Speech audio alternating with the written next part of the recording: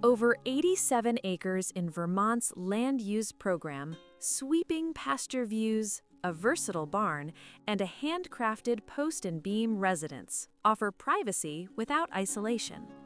This thoughtfully built home captures the essence of classic Vermont living, where natural beauty, quality craftsmanship, and everyday comfort come together seamlessly.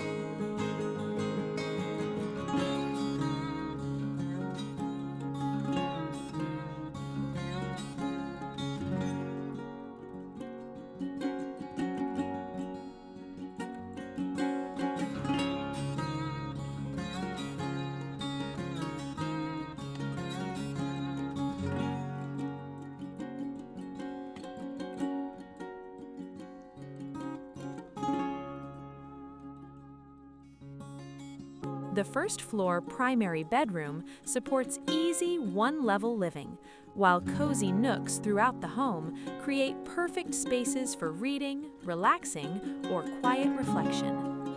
A generous mudroom entry is ideal for Vermont's 4 seasons, offering practical space for gear, boots, and daily transitions.